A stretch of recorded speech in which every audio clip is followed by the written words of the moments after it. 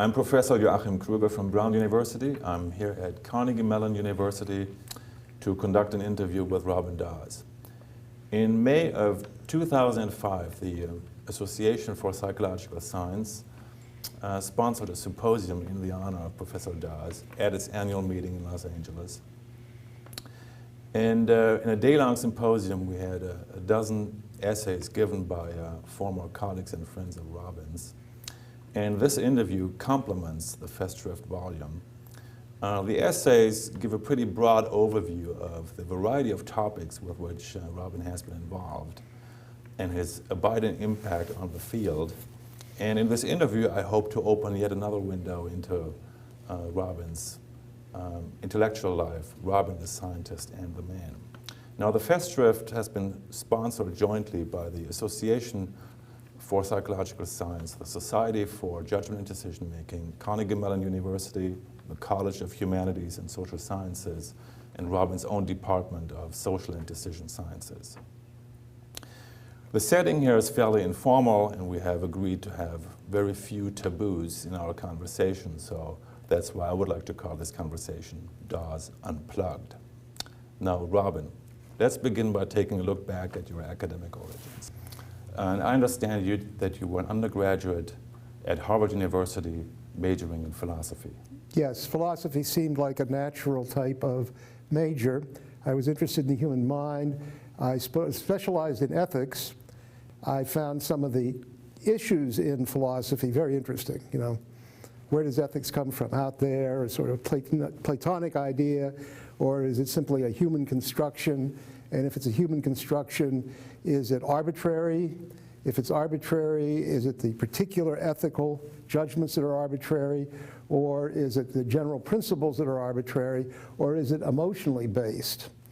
And so I did my undergraduate honors thesis on questions about whether it could be purely emotionally based, if people can also tell you, well, you know, I know you feel good about it, but I still think you're wrong, okay? Or I feel bad about this, but I still think I'm right.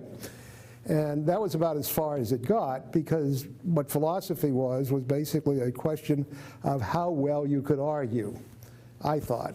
There's a little skepticism there. And I thought these were interesting questions that might have some empirical work might be important, okay? But how would you do empirical work? Well, then what happened was I took a course called Experimental Psychodynamics from Professor Charlie Slack and Professor Sarnoff-Mednick, and we looked at empirical questions that seemed to be very intractable, okay? Like, could you distinguish between hysterics and obsessives by asking them to do word association tests, you know, say the first word that comes to mind, toothbrush, mother, etc., and negative word association tests. I'm now going to give you a word, and you tell me a word it can't possibly be associated with. And we found we even got positive results that hysterics tended to be open about hostility, but under negation, they would give you sexual responses, and vice versa for obsessives. So that really got me excited, that you could actually look at things like this empirically.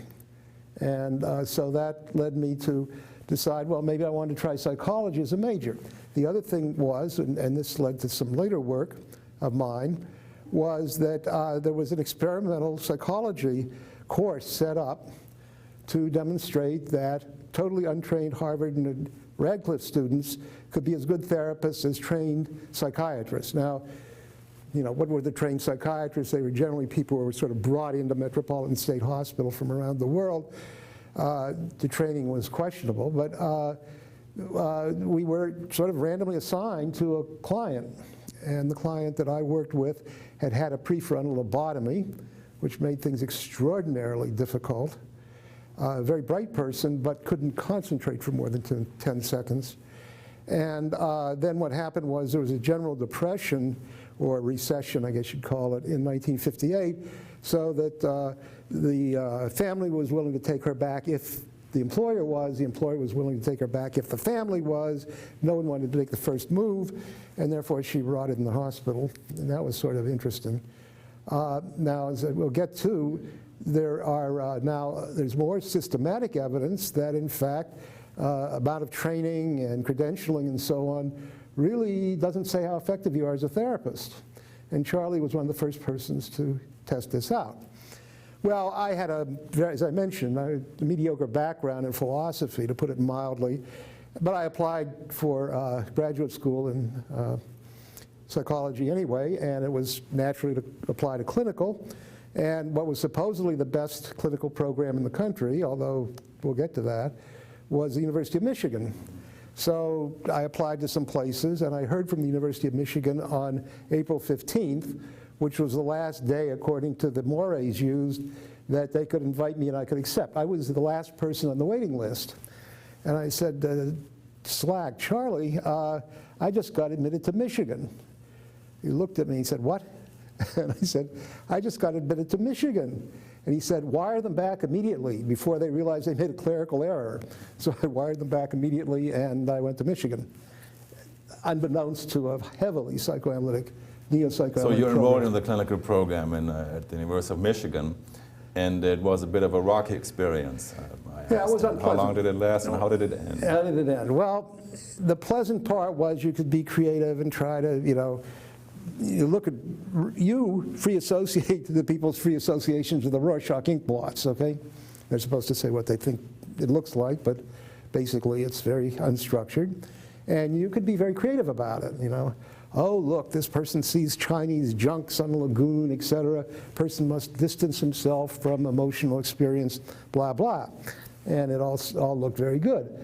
But then what happened was that I started becoming skeptical. I wanted to look at the research evidence for the Rorschach, for example, and there's very little evidence that it works the way it's supposed to. Now there's an Exner system now which is basically that people see stuff that other people can see, called good form responses.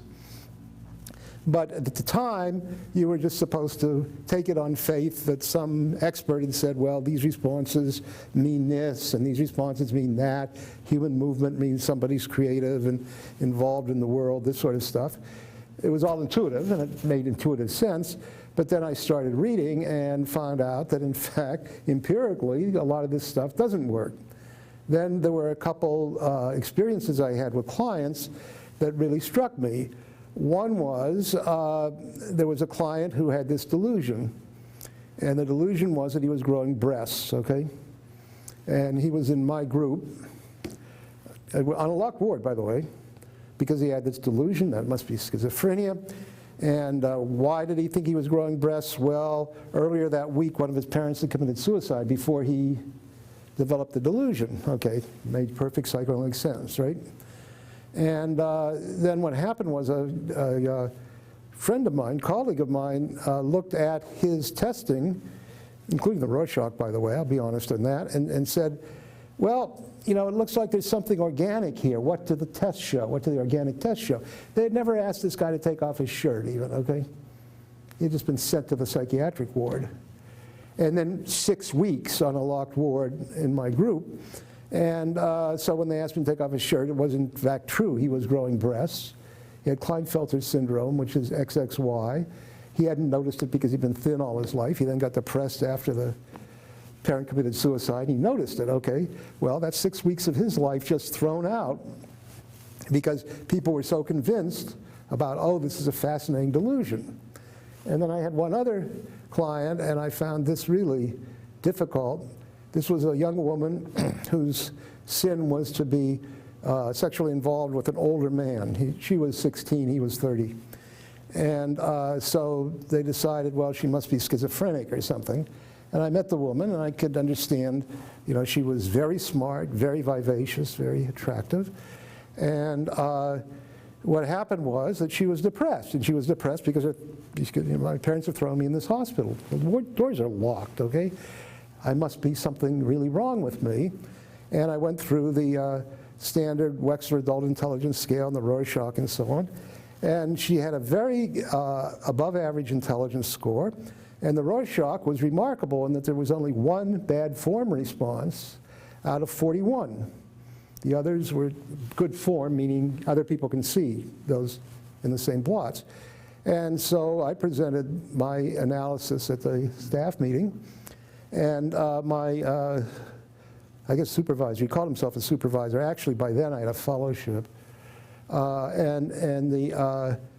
He says, well, you know, 1 out of 41, my assistant understands measurement, or measurement, he liked to pronounce it, but not people.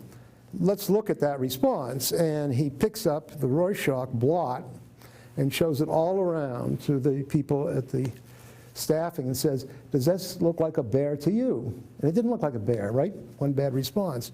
She must be hallucinating. She must be schizophrenic. And that sort of did it for me. I mean, that was So you quit over that? I could not tell anybody after that this is to help you, okay? It was basically, in my view, to help the staff think they're pretty good at understanding people, and to give the other staff members a rationale for not getting people better, okay? So here we have people, you know, they're coming in, we're trying to help them, or are we trying to help them that much? And we're not serving them well, because we're not paying any attention. Apparently, at that time, you had already a reputation for being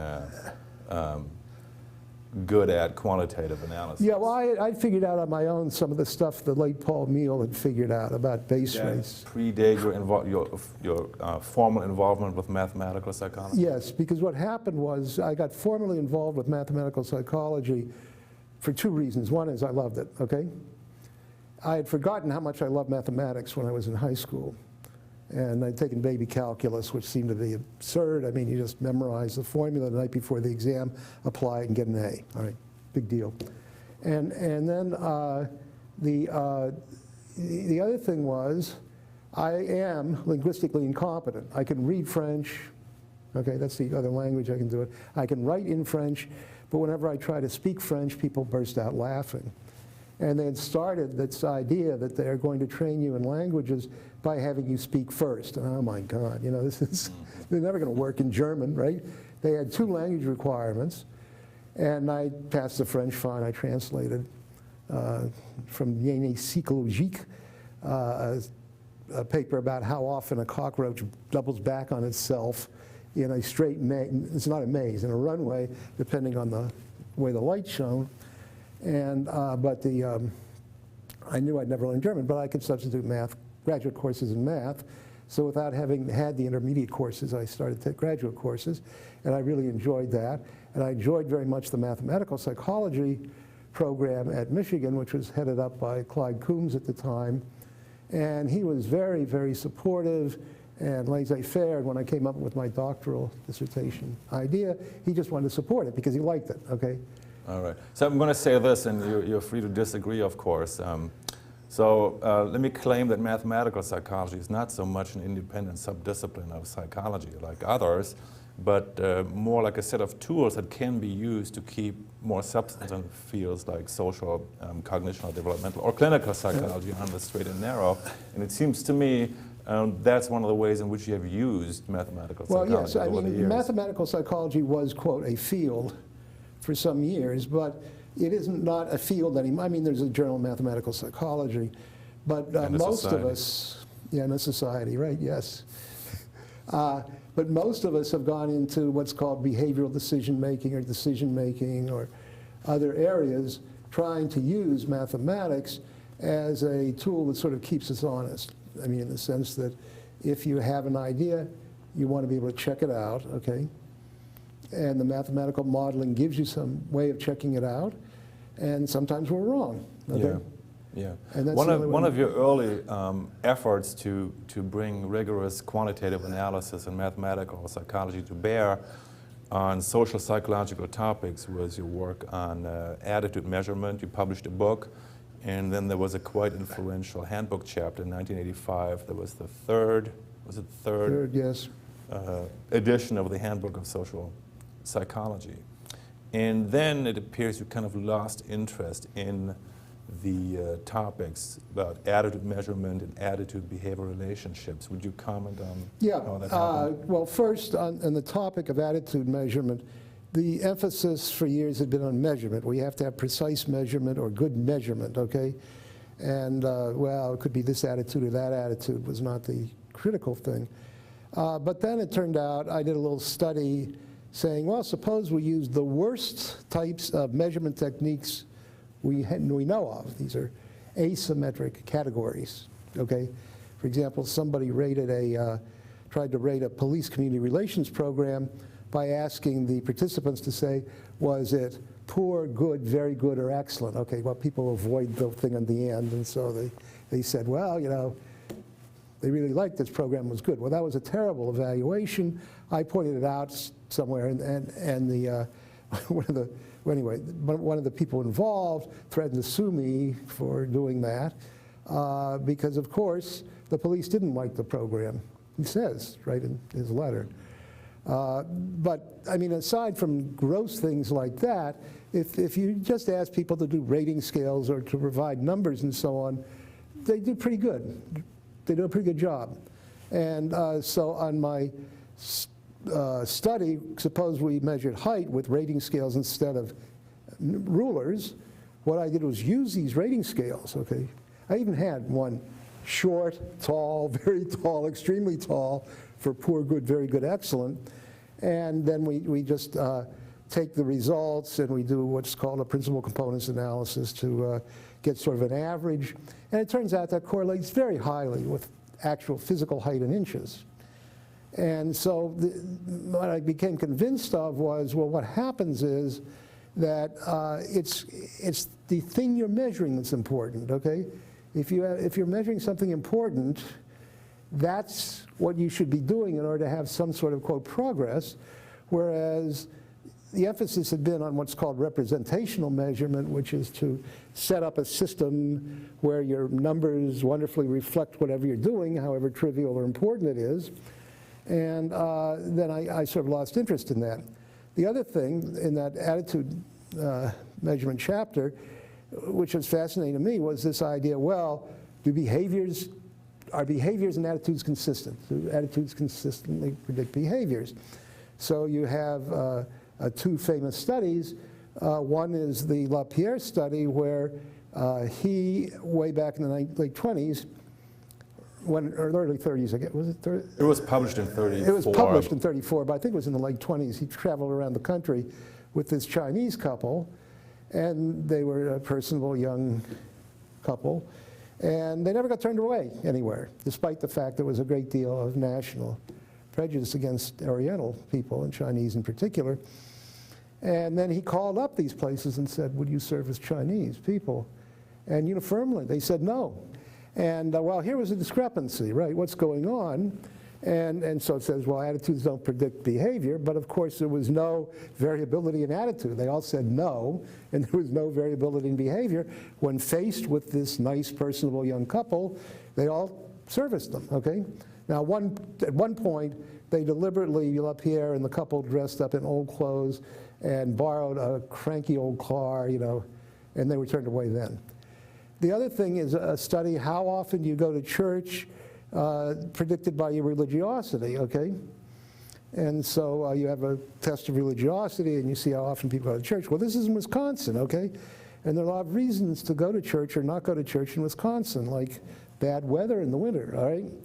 And then when you look at these things, what you find is that it's just like adding together items on an IQ test, okay? That is, you don't expect one item to predict a lot, but if you get a lot of different predictors, you can predict pretty well. But then the whole question is what other things are important, okay? Like your attitudes about bad weather in Wisconsin and so on.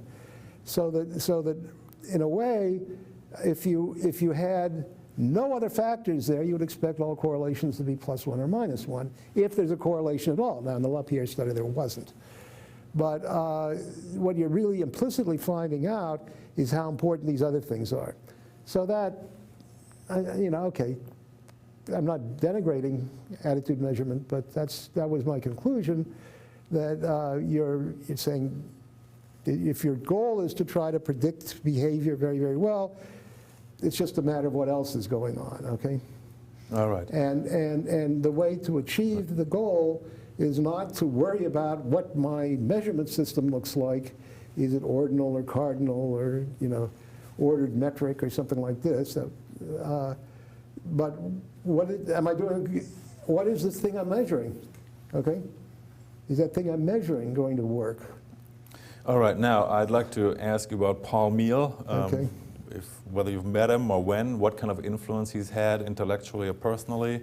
In my view, there are some similarities in your approach to psychology. I know you must have been influenced by the Meehl and Rosen paper, was that 55, Right. 53, and about the same time, the Meehl book on linear combinations to Clinical versus replace actual. holistic clinical Yeah, judgment. Both of these issues you've worked Right. on yourself Right. extensively. Actually, historically, and of course, history is a construction when you're talking about yourself, and you know, even in my dissertation, people, okay, people who were exposed to information got it wrong 5 minutes, 10 minutes later, okay, in a way that made sense. But let me tell you, my sense making on this, and I think my memory's accurate, I never read Meehl and Rosen until I came up with the ideas myself. And my friend Jim Hedegaard, fellow graduate student, said, oh, you should write this up. The basic idea was that if you give a typical schizophrenic response, it might be more likely that you're a atypical normal, okay, than a typical schizophrenic, depending on what the sampling's like. And my wonderful secretary didn't know the word atypical, and we had a lot of problems with the journal on that one. But so that, you know, you got to worry about what were later called base rates, which Meehl and Rosen talked about, base rates. How many psychotics are there, schizophrenics are there in your sample? How many normals are there in your sample? If they're almost all normal, then this aberrant response, like seeing there on card A of the Rorschach, is probably the result of just something unusual among a normal. If there are a lot of schizophrenics in your sample, it might be, you know, typical of schizophrenia, and you might have a better diagnostic judgment that it's schizophrenic. So I wrote that up, and my mentors looked at it and said, oh, this looks interesting. Of course, I don't understand it because they were clinical Freudians, okay? And they're a little contemptuous of mathematics and clear thinking, actually. So I then showed it to a former student of Paul Meehl's, Warren Norman, good friend who died a few years ago, and he sort of looked at me funny and said, you know, in effect, are you sure you didn't plagiarize this? I said, no, you know, my friend Jim Hedegaard said I should write it up. So, so apparently I thought the same way, because he had written up this whole idea about what he called base rate neglect, or the importance of base rates. And so then I got interested in Meehl's work, and I was told by my psychoanalytic mentors that, well, Meehl is a genius, and everyone knows he's a genius, but what he does has nothing to do with what we do. And I started worrying about if what he does has nothing to do with what we do, maybe I don't want to do what we do, okay? And then later, in 1965, 66, Meehl was coming to Michigan to give a talk. By then I was sort of on the staff, faculty, and there was a huge snowstorm, okay? Just blanketed. And the director of public safety in Ann Arbor said, don't leave your house if you don't have to. And I felt I didn't have to. I wasn't doing great things at the Ann Arbor VA hospital. I was doing a little bit of research. And I had nothing to read except this paper, which I read and very carefully studied. And when it turned out, I decided, well, what Meehl is talking about is a special instance of a much more general principle, okay? So I figured out the principle. And it's hard to talk about mathematics without a blackboard or something like this, but the principle was this. If conditional probabilities are constant as you go across various populations, okay, with differing base rates, you can then infer what they should be. So I read that, and I called Paul Meehl, I mentioned it when he came, and I think this is a general principle. And, oh, he's very excited about it, yeah. But then I had to do a great deal of lobbying to get him to agree to a joint paper. And then suddenly, and I have a lead article in the Psychological Bulletin with one of the most famous psychologists in the world as my junior author, whom I've just met twice, you know. And Meehl and I continued a relationship like that. We did a joint article in Science. Again, he was a little skeptical, but I persuaded him, and this was on his work, original work on clinical versus actuarial prediction. That brings me to the next point. We have the probability work, and we have the regression work, and the robust beauty of improper linear models, where you need to know what matters and then know how to add. Miel published his book in the mid-50s, what he called his little book, that created a lot of antagonism, and also a lot of constructive research in the way you did a lot of that with Krueger, and then the famous article in the American Psychologist in 1979. Right. Well, let me say, what Miel did was to show that in any particular context, if you want to predict an important human outcome, okay, you should use a statistical model. But, and look at the variables that appear to predict and build a regression model, and, or you could use an equal weighted model, and then you can say, well, because we fitted the data for this particular context, we know if we go to another context, we might not do so well, okay? Now, what the criticism of that was, well, you know, but I can't construct a model for every context. I can't construct a model for predicting whether people will get their PhD at Michigan, and another model for predicting whether people will get a PhD at UCLA, and a third model for predicting whether people will get a PhD at Carnegie Mellon. So because I don't have all that resource to build these models, I just won't do it. I'll just use my intuition, okay? Well, where I got involved with in that was what I called the improper linear model, which I proposed in 1986, sorry. Was that, I'm sorry, 1974 was the first proposition. The paper with Krueger. Yeah, the paper with Krueger, yeah. And the idea was that you don't have to have the best fitting model, okay? If you have something that approximates it, and you can decide, you know, is this predictor in this direction or that direction, okay? So we created what we called the random linear model, where the weights were arbitrary except for their sign, plus or minus. And it turned out this did just about as well and better, because it's more robust in some contexts than the more precise model. Also, we built models that we called judgmental bootstrapping, where we have judges predict, okay? And then we build a model that models the judgment of the judges, okay, the predictions of the judges, all right?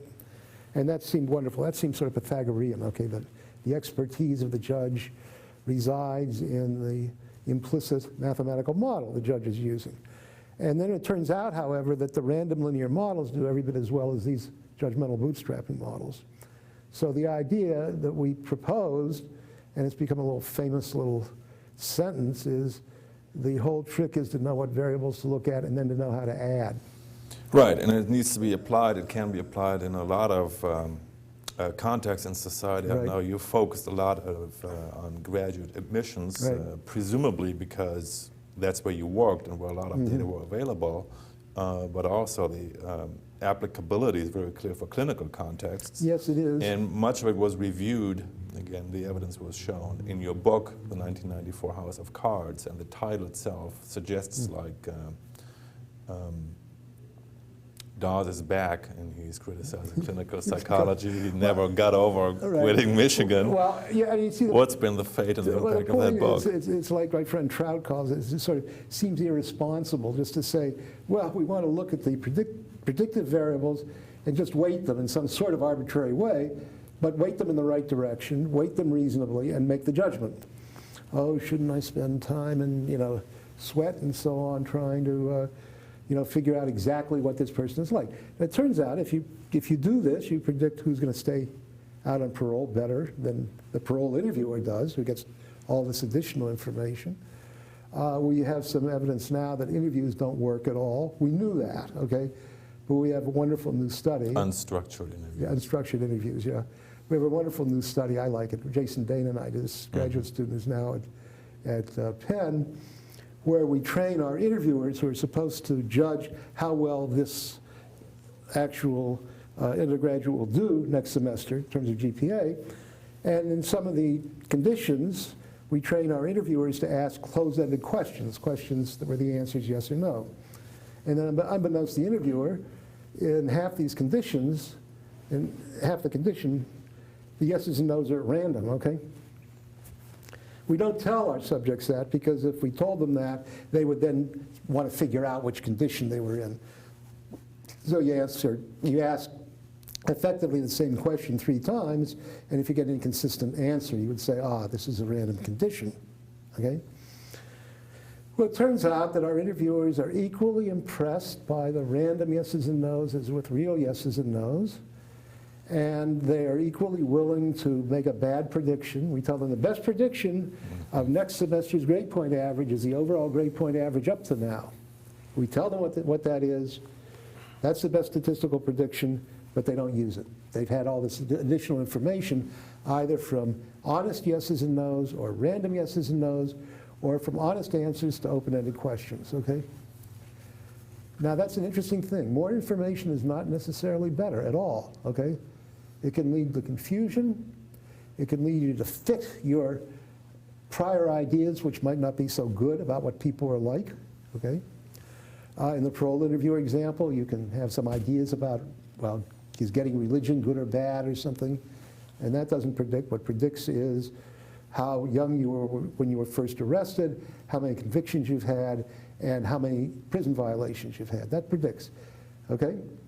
That's what we call an outside view. Professor Kahneman, Nobel Prize winner, calls this an outside view. And the outside views are superior in prediction. Now, you have all these predictions you want to look at, like who is going to commit another crime when they're out on parole? Who is going to use a lot of resources of a medical school and not get an MD or get an MD, okay? Who is going to suffer because they're asked to leave? All these really important human outcomes.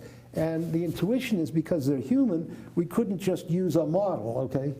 A mathematical model to make the predictions. But that's just a strange sort of fitting of, you know, if the patient is yellow, you better give them a yellow potion to drink, okay? And people do have that belief. Or our friend, Professor Rothbard at University of Oregon has the profound motive fallacy. If the result is profound, then something profound has to go into it. You've got to study an hour interview, et cetera, et cetera. And that's not true, especially in these cases where you have decent prediction, even with, you know, improper weights. That's what we call an improper linear model. You're better off. It's more ethical because you're making better predictions for both the people involved and for society in general, okay? And the fact it feels sort of uncomfortable because these are important human outcomes should be something you could be able to overcome, okay? Not give into. And so this is, I think, very important, and I pushed that a lot in the House of Cards book and in the work on improper linear models. And we have yet to find an example where this does not work. I mean, there's some examples where it does as well as clinical intuition. There's some examples where it does better. There are examples where it does worse. Oh, Meal and Grove found about 4% of what they looked at. So overall, it amounts to something like a curse of expertise or a curse of perceived expertise that you find among clinicians. And it's particularly, it can be damaging, particularly in prediction-type tasks. Right. And it seems to me that by some people, you're wrongly perceived as somebody who will just go after clinical psychology and try to destroy it. I would like and there is also the treatment aspect, the protocol therapies, and there are the relationship therapies. And it's maybe a fact that's not known well enough that you were involved in the meta-analysis of clinical outcomes. Yeah, we looked at the average effect of therapies, and we came to the conclusion, a student of mine, former student Janet Lamon and I, now Dr. Lamon, that, well, you know, yes, it does work, just like they said it did. The studies were awfully flawed, some of them. I mean, there was not random selection for therapy or not. Sometimes the therapy group was constructed by responding to signs in the psychology department. Do you think you're doing badly? Don't you want to have a group therapy for underachievement, et cetera? But it was generally what was proposed, which is, and these were not protocol therapies. Protocol therapies mean there's a particular structure you follow, okay? And these were not protocol therapies, most of them. And what happens is that in general, if you're randomly chosen or not randomly chosen for the experimental group as opposed to the control group, the chances are 2 to 1 you're better off, okay? I won't go into the statistics of that. You can say where the average for the experimental group is on the control group distribution. And that has been a very, very common finding. Now, there are some protocol therapies that seem to work better than this sort of, general relationship thing, but depending on specific problems, like phobias, okay. But that has been found again and again. Yeah, you're sort of 2-to-1 better off if you're randomly chosen or self-select for the experimental group rather than the control group. It's been called the dodo bird hypothesis. The dodo bird says, well, you're all wet. Let's have a race. We'll run around the circle and then dry off. So Alice and the others run around the circle, and then they stop. They're tired, and they say, okay, who won? Mm-hmm. And the dodo bird said, everyone won. Everyone must have prizes. All right. So this is like, everyone must have prizes. Okay, that's fine. But you got to realize 2-to-1 is not 50-to-1, okay? It does not justify some of these crazier claims about, I really understand you, you must have been raised as a 2-year-old in the satanic cult, blah, blah, this stuff. And it's a pretty solid finding. All right. Yeah. May I go back to mathematical psychology? Yeah. And a few moments ago you said what happened, one thing that happened to the field was that it got folded into judgment and decision making. There's an own society for that. And that brings me to your long-standing association going way back to graduate school, I believe, with Amos Tversky, and then you met again, I believe, at the Oregon Research Institute. Right. Well, Amos was a graduate student at the same time I was, although I got my PhD a year earlier, so I was able to be on his committee. As I said, I stuck around Michigan while my first wife finished, so I refer to Amos Tversky, the genius, as my student, right?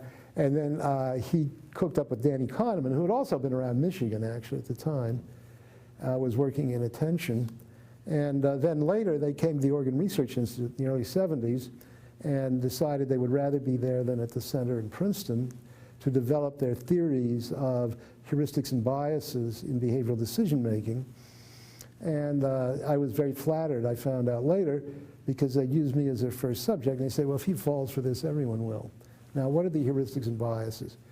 The heuristics and biases approach is an elaboration of John Locke, who says we think in associations, okay? So what happens is, if I describe somebody or something, you associate, oh, this sounds like a typical schizophrenic. That's called representative thinking. Or you think back to a particular experience you have had without worrying about how your particular experience may be biased, okay?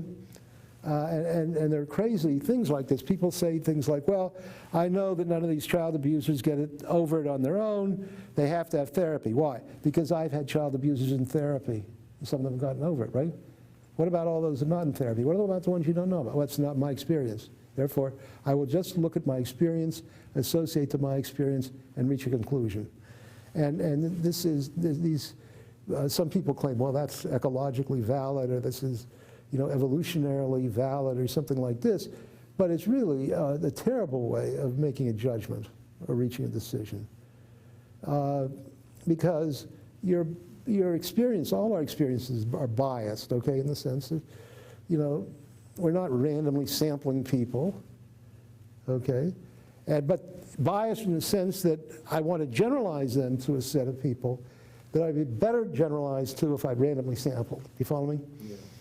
And Paul Meehl has a particularly vicious article on this called Why I Do Not Attend Case Conferences. And he says, what happens is people say, oh, I had a great uncle so-and-so, and he did this and that, and therefore this. And, we got to get over that. Now, this is a natural human way of thinking. We create stories. The stories are based on our available experience. Our available experience is biased, like, you only see the child abusers who have actually been caught. That's one thing. And who have somehow gotten into a group, okay, that you are a clinician for. This bias is all over the place, and if you just say, oh, I associate whatever I see right now, I'll say that's what they're like, okay? You know, if you read the classic papers by Kahneman and Tversky closely, there are some sentences in there that say that overall they work quite well.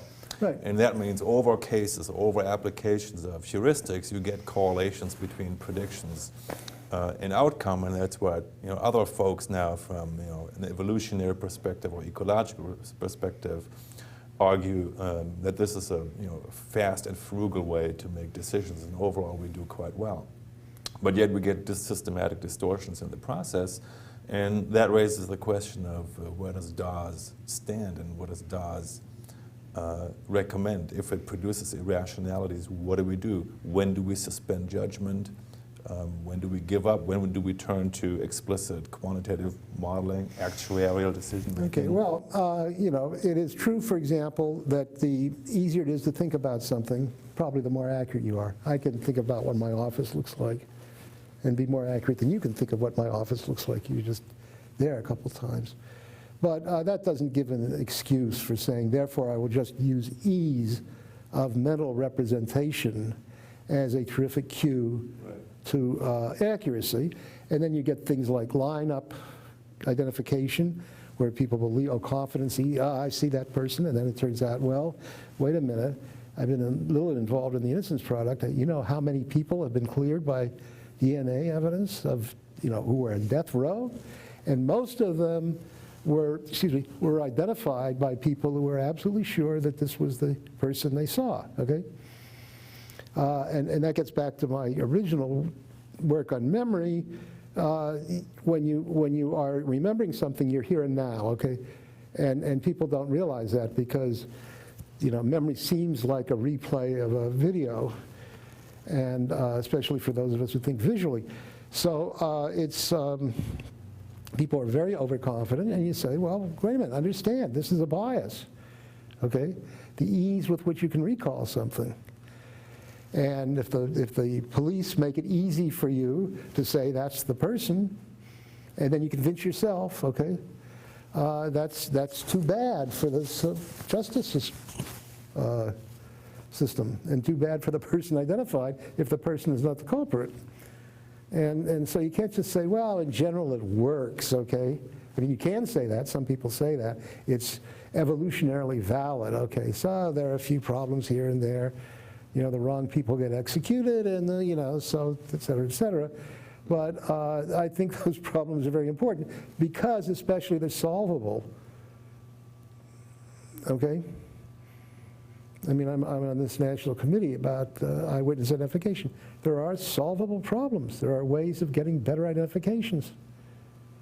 And for example, you don't want to give a whole set of people and say, who's the culprit? Well, that implies to you that the culprit's there, and if you have some unclear memory of what the person did, who's the culprit, you're going to pick the person who looks most like your memory, right?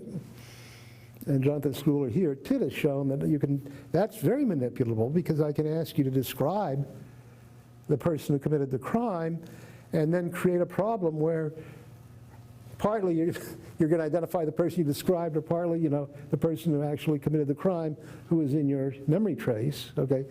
And you don't, so that's right there. You don't want people to describe the culprit. Yeah. You don't want to create identification problems. You could look at it in terms of like signal detection theory. You can have hits and misses and false positive for misses and what have you. And there's another class of memory productions that can occur in a clinical or pseudo-clinical context, where memories are being produced that are very improbable or even outright impossible a priori. I'm thinking of something like alien abductions. Right. Well, I know that's it's not around that I'm thinking about that. It's because I know this is one of your favorites. I did on random alien reductions. Yeah. Excuse me, alien abductions. Yes. Yeah, people believe they've been abducted by aliens, and other people believe that people... But there are certain ways in which these memories may become more probable, more likely to be elicited. Right. Well, there is this thing called the Bigelow Report. I got this Bigelow Report, because they said, well, you're listed as a mental health expert in various listings here and there in books, and you'll be interested in knowing that the most serious unrecognized mental health problem in the United States is post-traumatic stress syndrome as a result of being kidnapped by aliens and sexually abused aboard spaceships. I didn't know that. So I started looking at their evidence. And what they did was they appended 5 questions to the Roper poll, which is a national poll. And at one point, you could append a question to it for $500. And there were 2 samples that the Roper poll sample was the sample in general and the sample of what they called opinion leaders, which became important years back when the general populace believed that communists should go to jail, okay? But opinion leaders didn't, only, you know, if they were spies or something like this. And they asked these questions like, have you ever had the feeling you could fly? You know, have you ever seen sort of, you know, bubbles or something you can't explain? And they, yeah. But their favorite question was, has this ever happened to you, waking up feeling paralyzed with a sense of a strange person or presence or something in the room with you? And about 20-something% said yes. And they said, look, when we said with a sense of a strange person or presence or something in the room with you, we were narrowing the scope beyond just waking up feeling paralyzed, okay? So this must be meaningful. And I looked at that and I thought, well, this is just a standard bias of judgment and probably of memory, that you give people more information and you provide more cues and people think it's more likely, okay?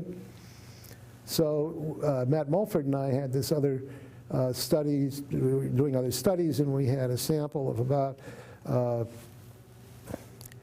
300 Oregon students, and half of them randomly picked. We asked, has this ever happened to you, waking up feeling paralyzed with a sense of a strange person or presence or something in the room with you? And the other, we just said, has this ever happened to you, waking up feeling paralyzed?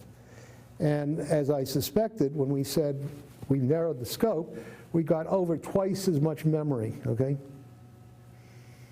for it. Well over twice as much, okay?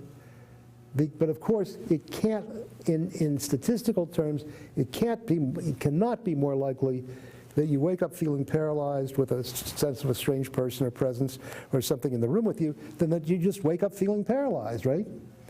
Because if you wake up paralyzed with this sense, you wake up feeling paralyzed. Standard probability theory gives us relations among conditional probabilities, unconditional probabilities that have to be related in a certain way. Certain things cannot happen. It just cannot happen. And that's one of my criteria about irrationality. If you tell me that something happened and it cannot happen, okay, then I don't think it happened, okay? More than I don't think it happened. If it is logically impossible that it happened, it didn't happen. Right. That's one thing we all agree about, most of us, whether we have an idea of irrationality as emotion overcoming reason, or working not in your best interests, or having a disjunction between means and ends, or something like this. But we all agree that what can't happen didn't happen. Usually we agree on that. Now, unfortunately, the jury, the original jury in the Kelly Michaels case, Kelly is from here in Pittsburgh, didn't have that belief. And she was supposed to have done all these things to these kids at the We Care Center in New Jersey that couldn't have happened. It was not possible that she would play Jingle Bells on the piano, okay?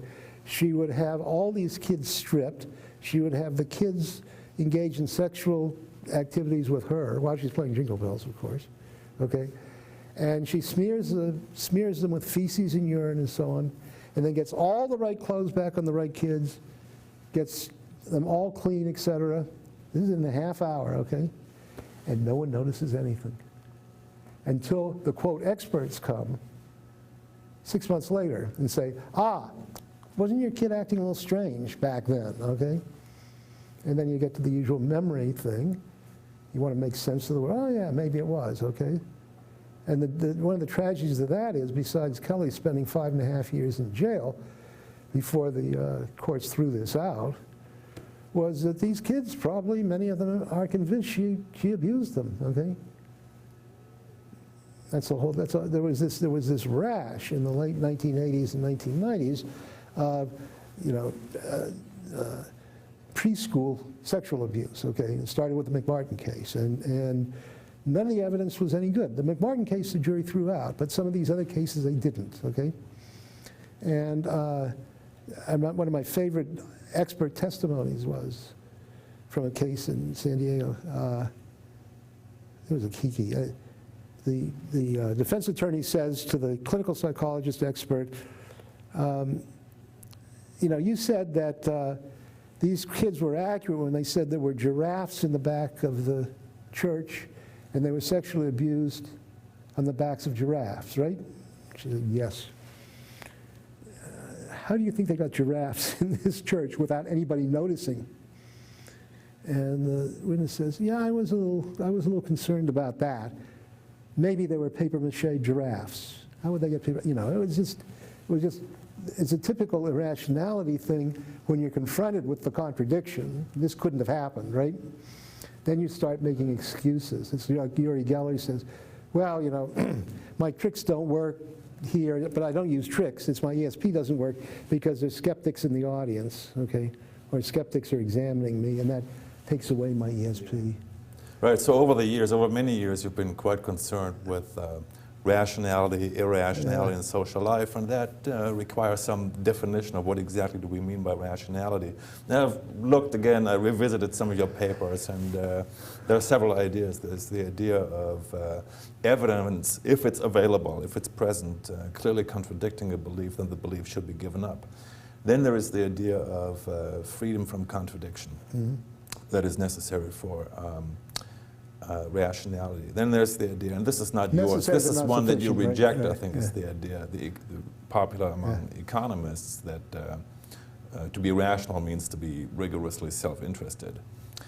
And now, what you've given now is an example of irrationality that's identified because people believe things that just can't be so in this world. Like the giraffe wouldn't fit into this little box. But there are a lot of pseudo-beliefs or fallacies or illusions that people have about things that they claim might just be possible. And if you doubt that, you're just a skeptic. You don't have an open mind. For example, reincarnation or the immortality of the soul. Metaphysics, where really good evidence either way can't be produced. Well, I use the self-contradiction idea, the incoherence idea, as this is a cue. This is tells you it's irrational. It doesn't say when you're free of contradiction it's rational, okay? It says if it's contradictory, it's irrational. If it couldn't have happened, if there's no way Kelly Michaels could have abused all those kids without anyone noticing, she didn't, okay? And if you have an out, no matter what happens, oh, my ESP wasn't working because Professor Ray Hyman was in the audience and he's a skeptic, you know, that's contradictory, okay? Or the favorite, which is horrifying, and people use it a lot, is, well, I have this crazy psychological treatment for you and physical treatment because I think you've been raised in a satanic cult. There's this Search for Satan, which I use, a tape from Frontline, and well, what's the evidence you're helping me? You're getting worse. What? You have to get worse before you get better, right? So the fact you get worse means I'm helping you. If you ever were to get better, that would mean I'm helping you. I mean, that's just contradictory. So that's a very clear criteria. Now, there are other questions. Can I just stop you there for a moment, because I want to press you on this one. The way I worked it out in my mind, what you said, we talked about this yesterday, it sounded like if it's rational, it must be coherent. Therefore, if it's incoherent, it can't be rational. But it's still kind of a negative definition of rationality. It says coherence is necessary, but it's not sufficient. So what else is needed for us to know that it's rational? I'm not in philosophy anymore. I don't have to have a general idea about what is rational, okay? Let me give an analogy. I know there's certain social actions that are very unfair, okay? I can't give you a broad definition of fairness, right? Let me give you an actual example from a study, which is one of my favorite studies. I didn't do it. Eddie Van Ameret did this. So you have a subject in a room doing some work, okay? And this is when people felt very comfortable deceiving subjects. And they're told, well, you did some work and the other subject did some work. And then the experimenter is called, telephone call, I gotta leave, here are a bunch of dollar bills, send it, whatever you think you should, to the other subject. Okay, so it's a phony, of course. and you're told either you spent 60% of the time, or 40%, you accomplish 60% or 40%, okay, of the task. Or in one case, 50-50. And the question is, how much do you send to the other person, okay? Well, Van Emeret and Messick, who looked at this, said, well, what I'm very impressed by is people define fairness in ways that benefit them. So if I've spent 60% of the time, I think I deserve 60% of the money. If I've accomplished 60% of the work, I think I deserve 60% of the money. If I'm on the bad side of both dimensions, I think, well, you know, we were both subjects, we both agreed to do this, maybe I should just keep 50%, okay? But interestingly, nobody sends back less than 40%. No one just says, well, I want to keep all the money, I'll do it. Because I think they perceive that as unfair. That's out of bounds, okay? Now, so I perceive certain things as, I have criteria for judging certain things as irrational. I can't tell you, well, everything I don't like or think is irrational satisfies one of these criteria. For example, Nazism, okay? What are the contradictions in Nazism? There are some crazy ones, okay? Well, you know, the Aryans this, and we were the same race as the Japanese, you know, how many thousands of years ago, et cetera, because we now have an alliance with the Japanese. That's sort of ridiculous, okay, contradictory. There are other things where they just say, oh yeah, okay, I don't care about human feelings. I don't care about, you know, compassion. I don't care about this. For the good of posterity, we must just kill all these people, okay? And, you know, that's another type of I think of, well, evil, okay? To ignore your own emotions, it's like to ignore your own intellect. And I can't give you definition that would encompass that and encompass the Kelly-Michaels case and encompass the case about the kidnappings, right? But you've taken us already now a bit in the direction of social dilemmas. Right. And you've been very active in research on social dilemmas. Not really doing formal game theory, that's left to the mathematicians and the economists, and you want to put the social back into game theory, studying social dilemmas, and it's been very influential work. And to me that's interesting because, you know, in the prisoner's dilemma game or in the public goods dilemma game, the economists have a very strict definition of rationality, and that is pursue your self-interest no matter what the other person does. You'd be better off defecting, yet we know that a lot of people cooperate and that they contribute. So by the old economical definition of rationality, that is irrational, but we welcome it. It's desirable for the social. See, I wouldn't say it's irrational. I say it's pitting this motive of what the economists call economic rationality, never contribute to anything, you know, get away with whatever you can get away with and help yourself, et cetera, so it hurts the group or it hurts my group. That's in our work where we pit that against what we think people actually do. But you know, we don't just say, oh, people don't do it. What we do is look at factors which would lead people to be cooperative in the face of that type of, quote, economic rationality. So that, I mean, we find out, for example, even being in the same room with other people who are going to have the effects of your choice of cooperating or not in the social dilemma makes a big difference. If the people who are going to benefit are over there, you know, we randomly select white or blue chips. They see it, they randomly select the chips. They know they're just like the people in the other room, but immediately they have a different psychology. They're going to help the people in their room, not the people in the other room, okay? And Bonnard and Fair have shown that even seeing people through a one-way mirror who are going to benefit or be hurt by your behavior changes the degree of cooperation benefit, okay? You don't know them, you can't make agreements with them, et cetera, et cetera. So it's the question of what are the social factors that would lead people to be cooperative in the face of that sort of economic game theory rationality that says you should not be cooperative. Yeah, so I think what's being debated now is whether this cooperative, the fact that cooperative behavior goes up when people see others, when they know they are seen by others, Is it really a reflection of social preferences, like benevolence, or a preference for fairness, or is it that social norms are activated and people seek to build a reputation? I think it's been activated because you can often get the same outcomes, quote, fairness defined in terms of outcomes, but get different behavior. But that's just, that's something that's why we do experiments in this. That's why we think if we use ordinary college students, et cetera, and put them in different situations, we can get some insight into this. Our conclusion thus far, however, has had its negative side, which is, no, people do not just look out for themselves, they often look out for their group, okay?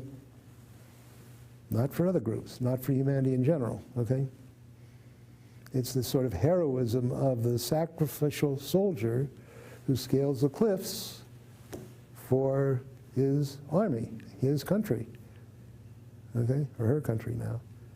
And it's sort of parochial. And we've not yet, we have no, I have a student who wants to, what can we do to get everyone in the world to stop using so much energy? I don't know. I don't know.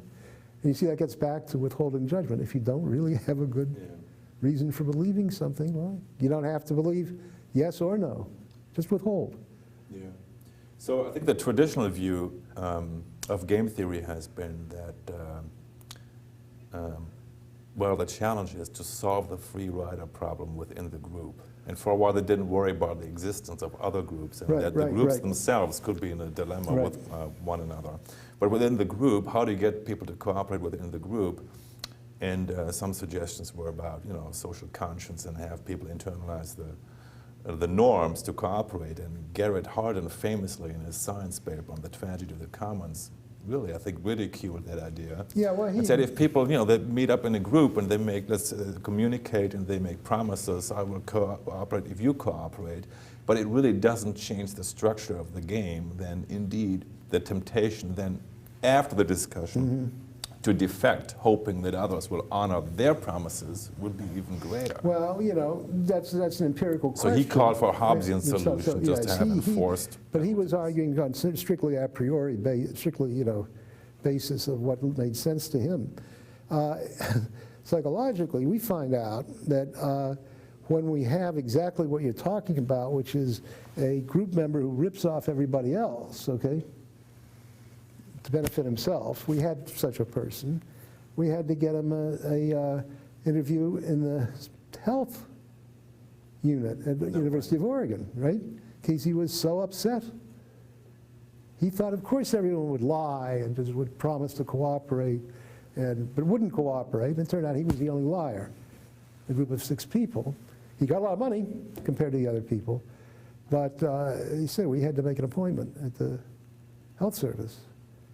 So, I mean, some things run very deep. How deep? I don't know. Yeah. But you have been looking for solutions, and you've published a lot of very interesting papers with John Arbel, starting in the late 80s, I think, throughout the 90s. And one design that you developed and tested was giving people who were in a prisoner's dilemma or public goods dilemma the option to withdraw and not play. And that would increase the efficiency of the game overall because more cooperators would be left in the group. Right, because what happens is, and we have indirect and direct evidence for this, that the people who are prone to be uncooperative assume that other people will be uncooperative as well, which is generally the assumption that other people will be like you is generally a pretty good assumption, okay? But in this case, you have some cooperators who assume that people cooperate and defectors who assume that people will defect. Okay, and then you say, well, you can opt out. Who's going to opt out? The defectors, okay? Thereby inadvertently benefiting the cooperators, okay? They don't do it in order, they don't reason all this way through. And they could then do a real game theory reason and do a double step and say, well, that means that the cooperators are going to stay in and therefore I can rip them off. People don't do that. Yeah. I'm just wondering what are the opportunities to create this third option in the real world when you look at a public goods dilemma like donating to public broadcasting or casting a vote in an election. you really have one of these two things that you can do. You either Yeah, donate right. You and either do or contribute, don't, or right, you don't. right. And if you don't, this opting out, you might feel this is like I'm opting out, but it amounts to defection. Right. But there are other cases where you can decide, I just don't want to play with those nasty people, okay? This is Congleton, and that's, your mother said don't play with those people. And if the people who are behaving badly are just successively ostracized, rather people are not playing with them, they don't do very well either at the end, okay? And you can show that with mathematical models too, if you figure that the problem, I mean, the usual problem has been that if you play a prisoner's dilemma again and again and again, you want to play tit for tat. That is, if you defect on trial, and I will defect on trial n+1, okay? And the problem with that is then we're hurting everything, okay? And especially if there's a broad dilemma where there's 7 or 8 or 10 or 100 people involved, okay? I'm hurting them all. And so that you don't want that to happen. And a better system is when I find somebody who is cooperating with me and I'm cooperating, we stick together, okay? Otherwise, we dissolve, okay? And, you told me. Yeah, go ahead. I'm sorry. Yeah. You told me that part of the research program, one of the major goals is, we just said this a moment ago, to put the social back into game theory. And to put the social back also means to put the emotional back into game theory. And I know that you're now involved with a research group that uses brain imaging, among other things. Well, yeah, probably using the ultimatum game, I'm guessing. Yes, well, That's this so is a promissory note at this point, okay? People get very mad, we know this already. We know they people get a get bad mad. offer, they get Right, upset, right. the amygdala, whatever, starts to fire. And this is really interesting to me, at least to two questions. One is, there was a great book chapter published in 1976, which was called Shallow Psychology, which was a nice innuendo backhanded at psychodynamics and depth, what used to be called depth psychology. Yeah. So there you have shallow psychology, and the idea was that we can make a lot of progress looking at rationality and irrationality just by asking how the information processing apparatus works and how beliefs cohere or fail to cohere without necessarily having to assume that animalistic, instinctive, emotional impulses rise up and disturb but you see, the rational mind that otherwise would work just wonderful. Is getting mad at somebody who does you ill, briefly, is that deep? I mean, this was in a context when I wrote that paper, people were saying, well, we've got to have deep Freudian, how are we going to get rid of war? We're going to have to, psychoanalyze Adolf Hitler. And now,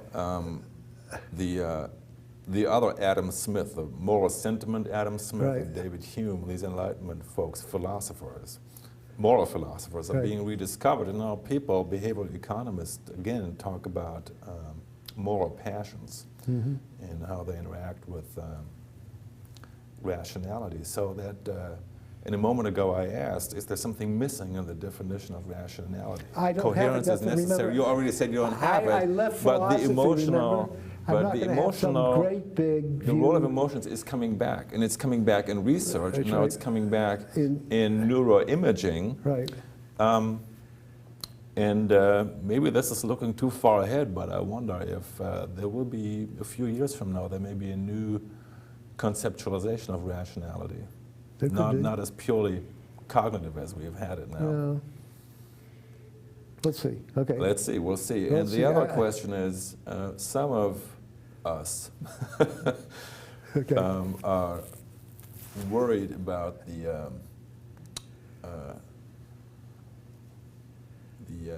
very fast progress of neuroscience that's occurring in this decade, and whether some of the fields as we know them may be cannibalized by neuroscience, by the introduction of these methods. So just when we got into behavioral economics, we're getting into neuroeconomics and social neuroscience, what have you.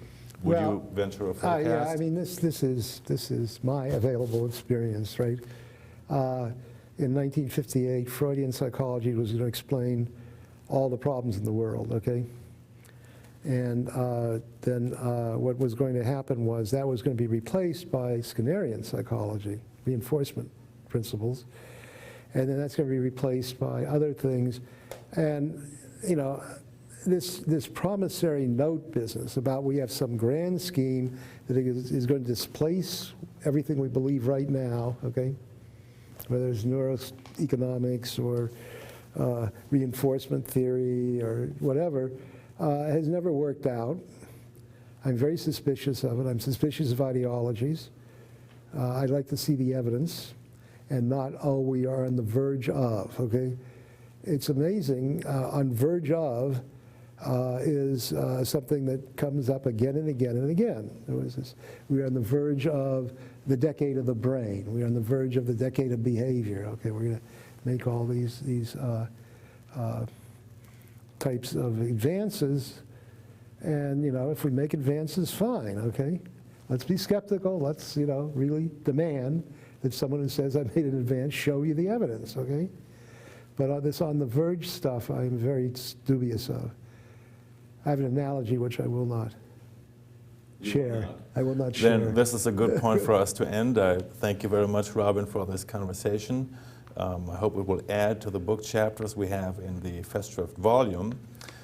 However brief this conversation was relative to the length of your distinguished career, I hope it has made it clearer to us that the goal of being rational and not too selfish at the same time is attainable. So thank you, Robyn. Thank you. Okay.